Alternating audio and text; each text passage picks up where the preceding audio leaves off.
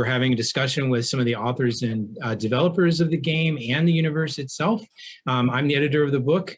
With me is Wunji Lau, one of the story authors, Will McDermott, who's another story author, and Matt Alexander, who's one of our developers. So thanks, guys, for joining me. Hopefully we'll have a nice, lively discussion about these 10 stories in this anthology and kind of get people a little bit behind the curtain to see, get them excited about the universe. So thanks for joining us today. So really quick, as a quick introduction, Wunji, why don't you introduce yourself to the audience? I have been writing for about 20 years, mostly doing gaming. I've been a game developer for Heavy Gear, for Jovian Chronicles. And I've done a small bit of fiction, some short stories over the years in anthologies here and there. And then otherwise, most of my writing has been industry related because you got to pay the bills. Will, how about you? I've also been writing for about 20 years, editor for longer than that. I started as an editor in the gaming industry at Wizards of the Coast, working on Duelist magazine. Got a chance to work kind of side by side with the book department there at Wizards, and ended up writing some short stories for Magic the Gathering and my first 2 novels for Magic the Gathering, written for Warhammer 40K in the Necromunda universe. The Mage Wars game was the original novel, and I think only novel. I think it didn't really go anywhere, which was a shame. It was fun to write it.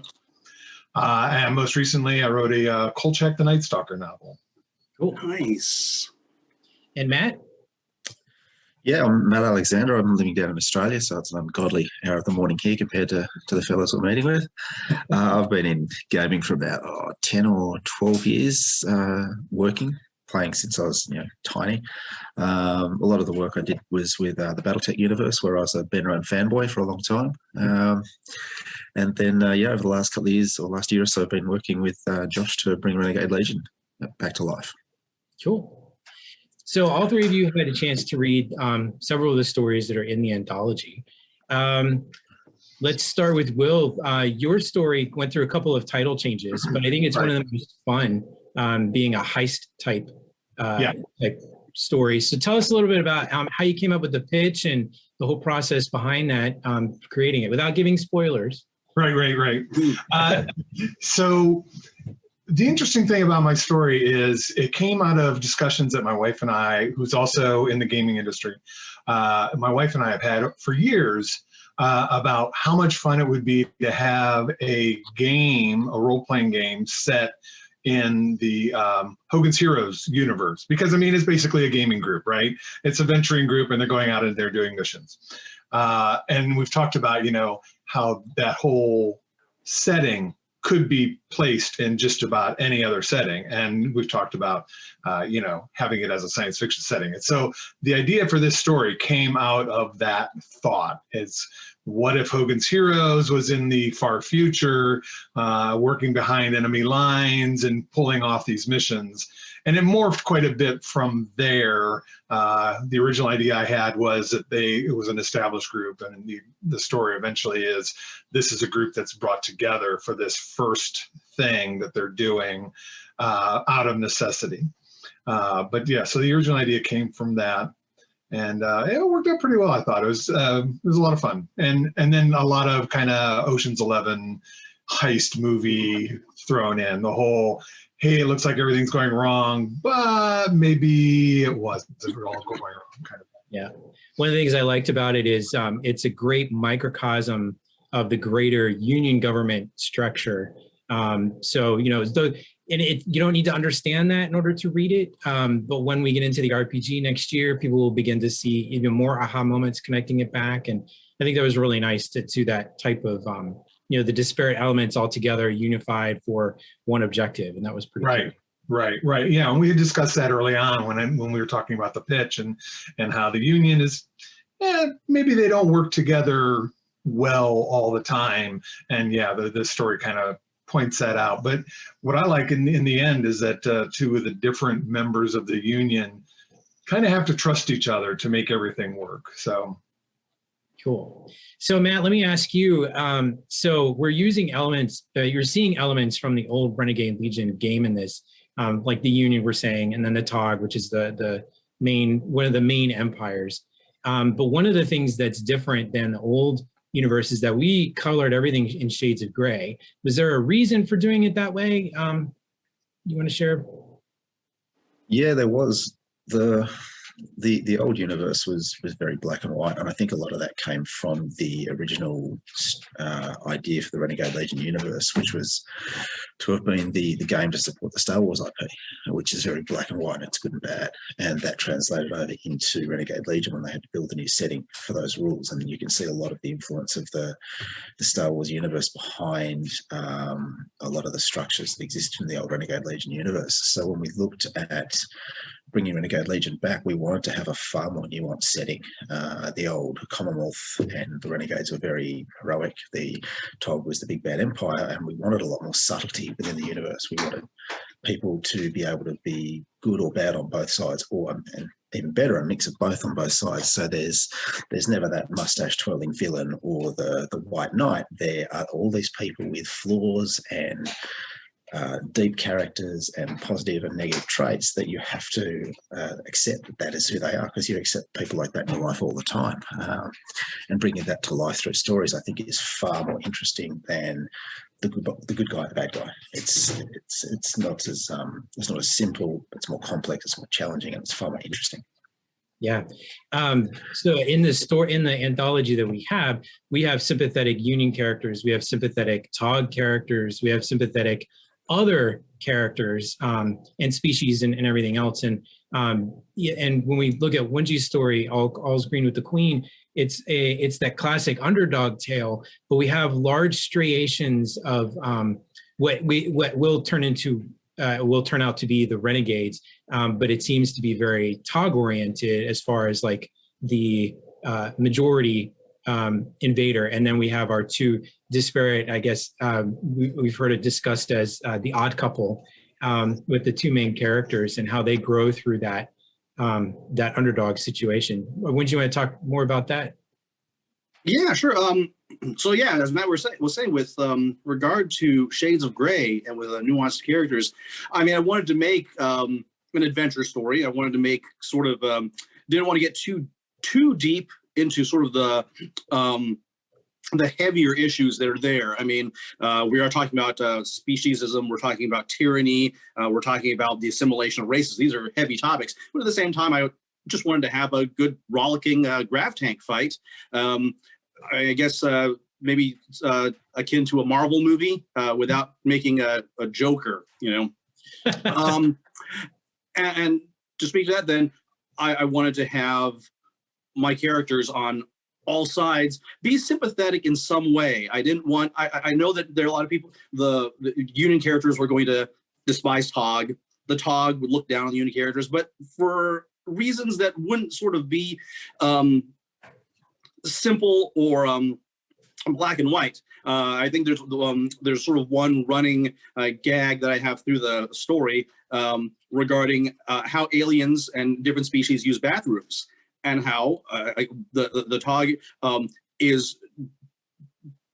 believes that everyone should be equal. Everyone should always have something that respects their differences. Their differences should be celebrated. And the Union's like, and their regard for this that aspect of it is, we don't care. You know, and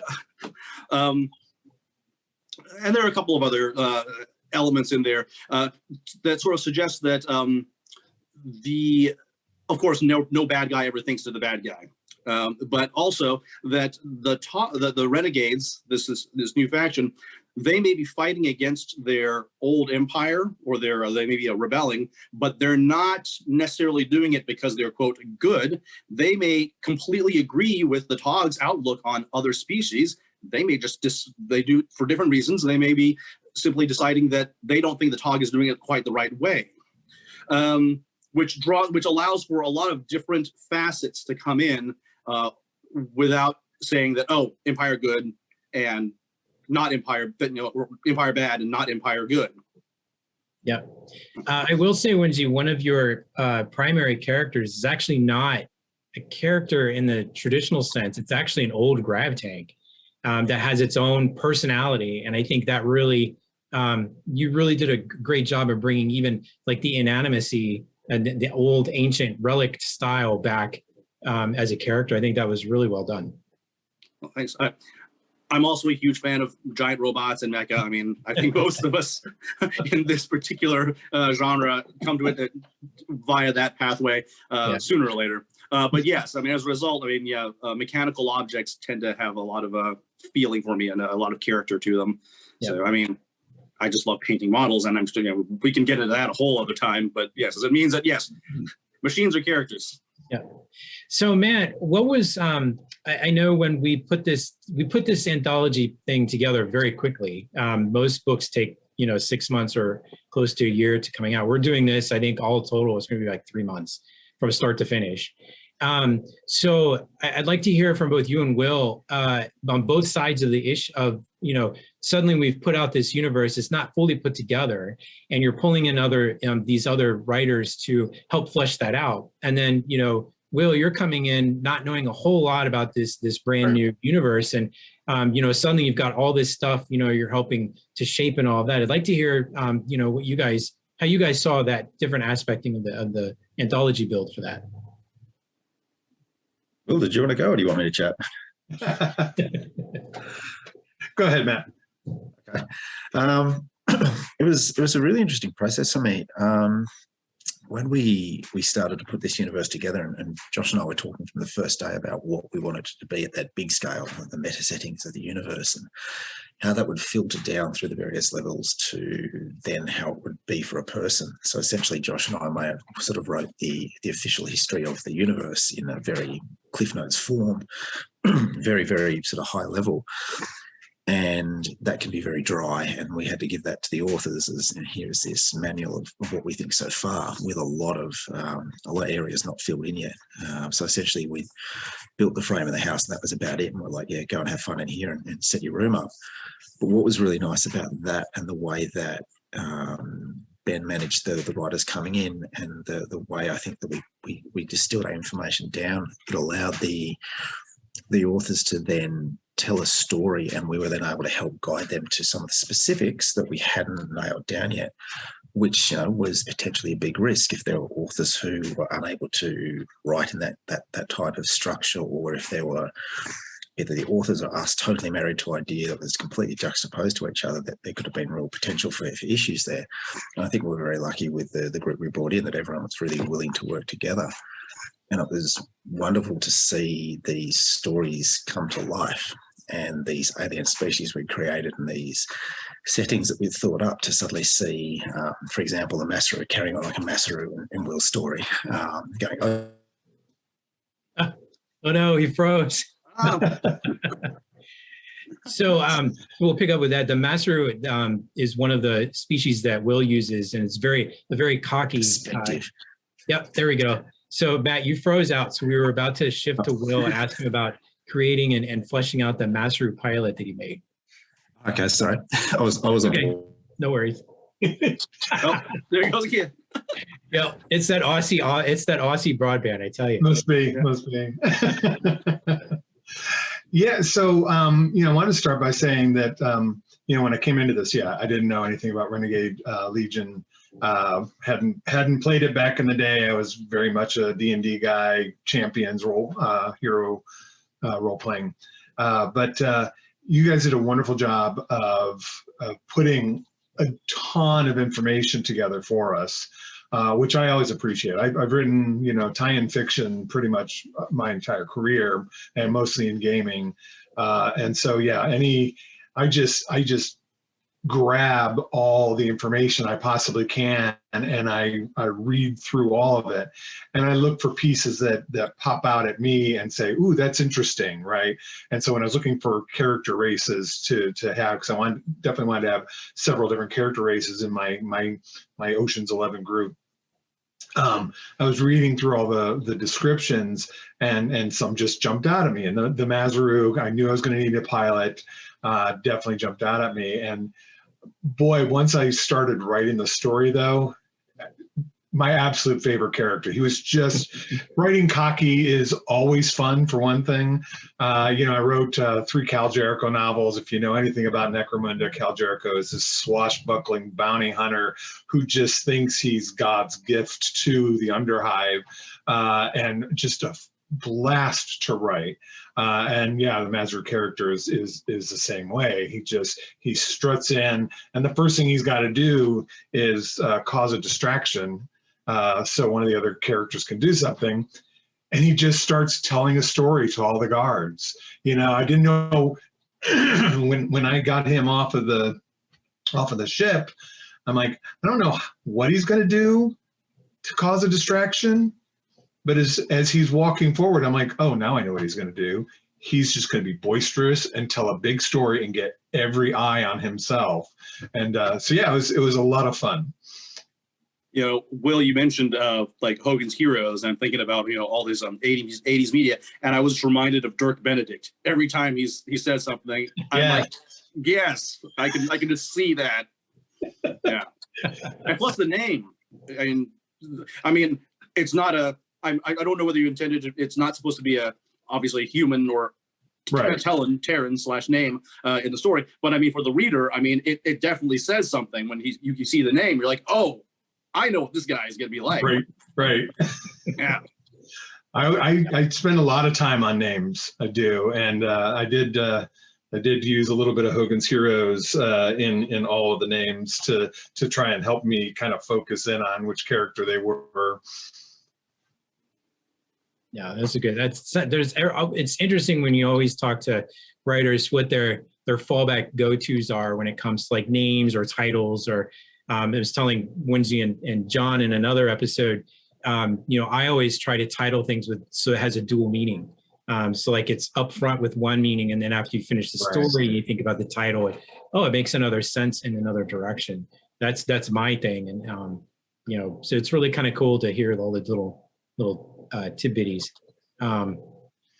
So I don't know if you guys have read all the 10 of the 10 that are in there, but I'm curious to know if any of you, if you guys have like not necessarily a favorite story, maybe a favorite scene, something that's intriguing, or you think well, I'd love to see the public reaction to this. It's really cool. Anything like that you want to kind of cover? I'll start. I haven't read them all. I read Wunji's, and the thing that really struck me about Wunji, for one thing, Kritsi is that how you pronounce her name? Yeah. What a great character. I absolutely want to know more about her. I want to know about her background, and I want to know what she does next. Such a fun character. But what I loved about your story was you were dealing with one of the biggest events in the galaxy in the last, millennia or two.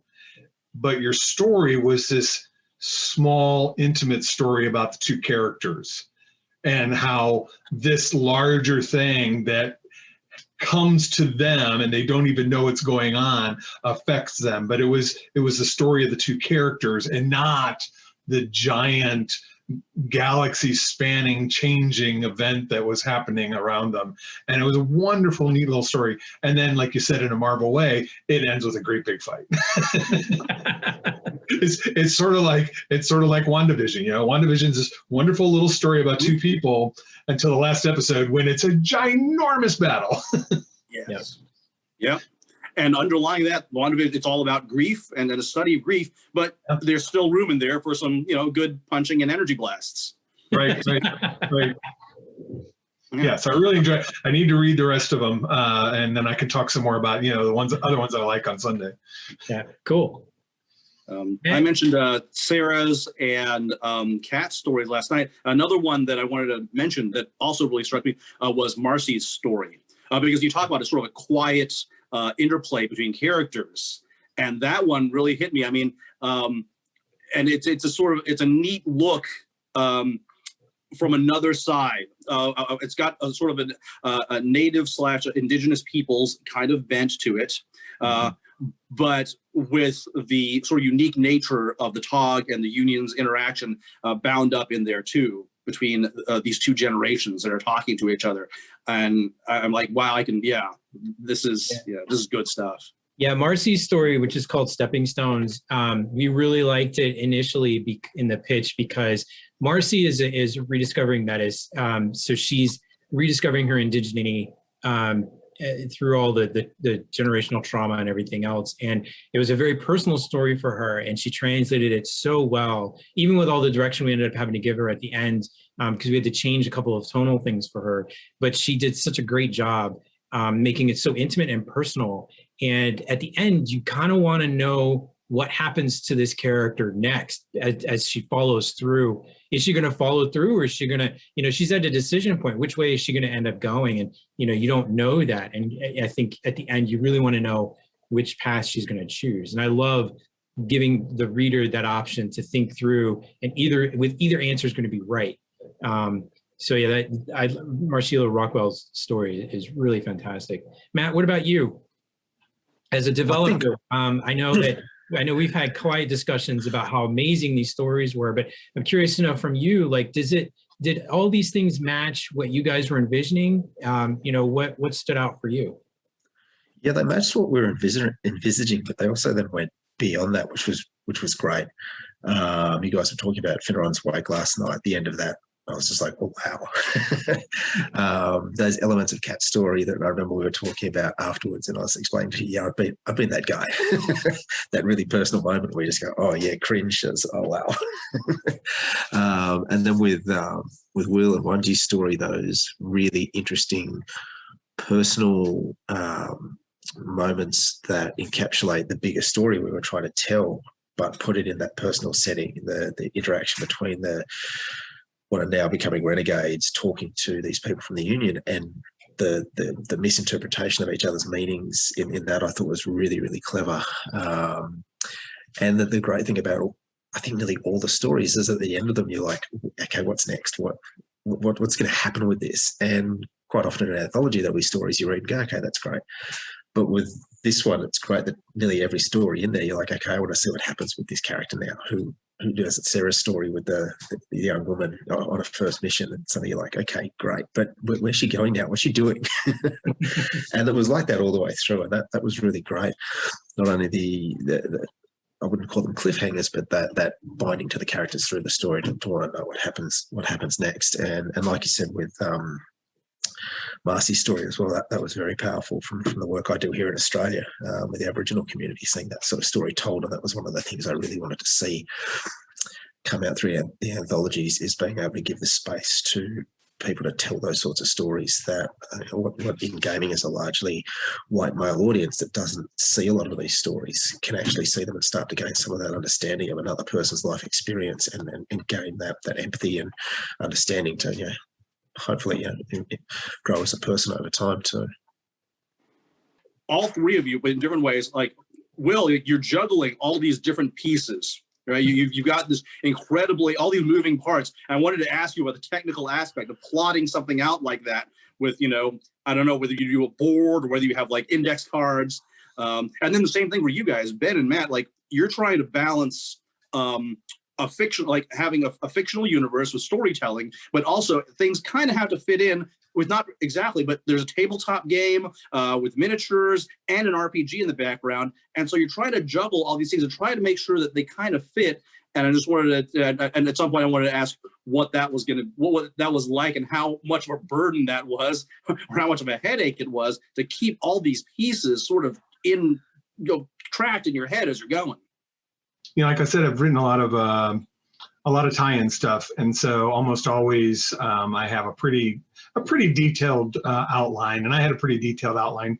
And for short stories, a lot of times I don't, but for this one I did, because like you said, there's so many moving parts, and so I kind of needed to know kind of scene to scene. And I varied a little bit as I was going through, and I had like 10 pounds of plot in this story, so some of the stuff had to get pulled out to get in. It wasn't even under the 7,000. I was like more like 9,000.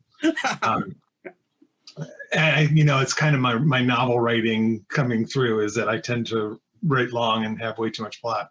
But yeah, I had an outline, but this story I wrote faster than any story I think I've ever written. Yeah, your draft was the first one I saw, and it was fast. I started like on Thursday, and I did, I don't know, like 600-700 words, or Thursday or Friday.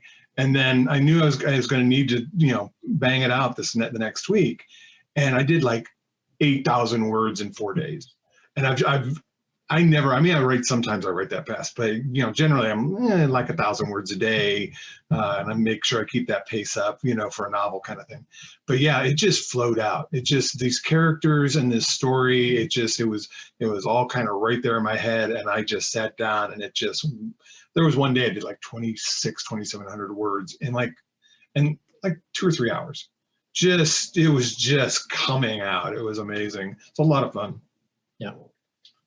But yeah, I do, it's funny, just this past week, I was rereading one of my early novels because I was getting interviewed about stuff I wrote like 15 years ago. And I'm like, God damn, this thing is really complicated. It's like every scene is other characters doing stuff. I'm like, I don't remember having I must have had a huge outline for this that had everything that was going on. And I'm like, I know it all comes together in the end, but so I think I do tend to write things that are a little complicated. Yeah. I know for me, because when you were asking about all the different parts we have to keep in mind, especially on the upper level with the developer line, and me talking with Josh and Matt on a daily basis about, the universe building, I opted to actually wait on, I had a general pitch set up, and I floated it by them. We had an idea of what my overall focus was going to be. The idea of an academic special operations squad was quite interesting to all of us. And I think that's kind of where I wanted to sit it. But what I opted to do was wait until I read the other 9, because I wanted to see what you guys had all put together and all the different elements that you stuck in. So and it was interesting to see how each of you picked a particular part of the universe and really honed in and focused on that. And that gave us a really nice, rich panoplia that I could really kind of play with. So Kat really worked in the AI, the advanced intelligence programming that she uses as a character in the story. Wunji, you had actually a really nice blend of humor, a lot of different species, and that speciesism, and then that wild, totally off kilter combat. And then Will's was just a great straight up blend of humor and action. I think for me, because I've done really complex and project management in the past, but there was one job where I was managing 50 people and 100 jobs at once, and it's just bedlam. And the only way to keep that straight is to have a really clear structure going into it, even though each project will fill out in its own way. So having the first thing that Josh and I did, we sat down and talked about what were the meta settings. We actually worked through the Drake equation for the galaxy as a starting point to work out how many species and how many worlds. So that became our basis. And then what are the populations? And we could work out, therefore how many ships might be in a system. So when an author wants to write about that, there's consistency across the universe. So we built this framework because we can't go down to every single detail. We started to go down that rabbit warren initially, then we sort of step back and went, okay, we'll get the first 2 tiers done and then let other people fill it out underneath. I tend to go into a lot more detail than Josh at that level as well. Josh will give you dot points. I'll write the Bible on a union power, and then Ben will say, can you please cut out half the words in that? Because I'm used to writing long. And Josh will yell at me when I try to write stuff for back cover copy or marketing stuff, and he'd be like, this is 10 times longer than it needs to be. So it's a totally different skill. I'm trying to learn doing that. Yeah, true story as a sidebar, Matt. So I asked Matt if he would contribute first to give the writer's guide that we were going to present to you guys. And when the first draft I saw, I think was 50 pages. It was so detailed. I'm like, they're going to look at this and run away screaming. So let's find out what we need to cut from here, and then present it a little bit more palatably to them, and then parse out the information when they wanted more detail on things. So like in Will's case, we cut out a huge portion of Kerms al Savar, which is the governing body of the union. And then when we mentioned it to Will, then we sent him, here's what we've got laid out for it, rather than inundating everybody with that detail that they didn't need. So yeah, that was great stuff. I start big, and I can't go from big to little summary. I have to work down in steps. Because I'm like, yeah, but they want to know this, and they need that, and this is this, and that goes to that. But one thing that Ben's been taking notes along the way. My background also involves a lot of cartography and mapping. So I've got the entire galaxy. You guys might have seen one of the maps I shared. I'm working forward in periods, about halfway there now, or probably about 2/3 of the way actually.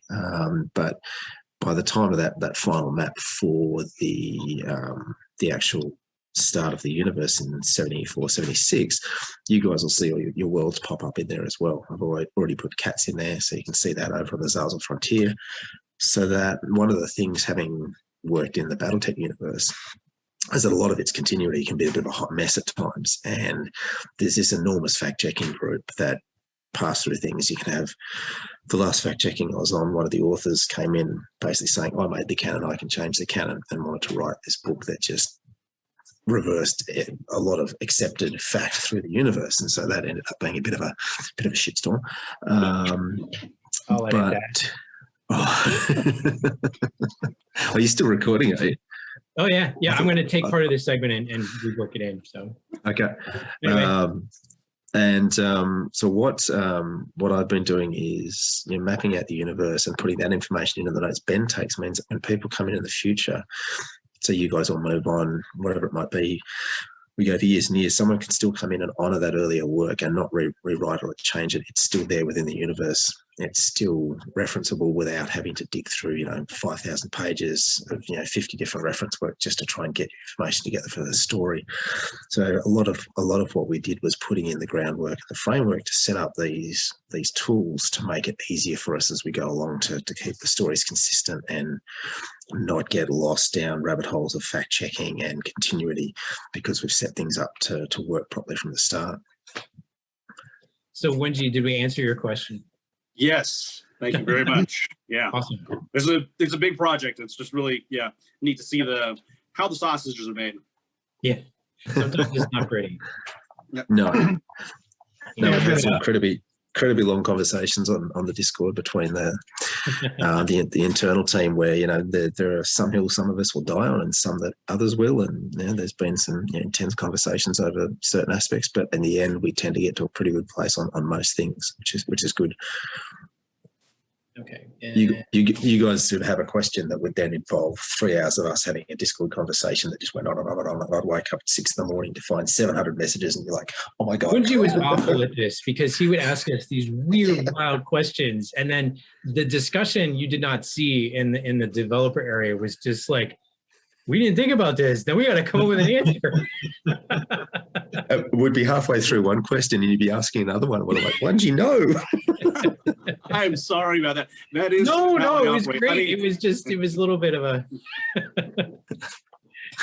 No, we way back when I was writing for Jovian Chronicles, which is, it's a mecha universe, but it's fairly hard science.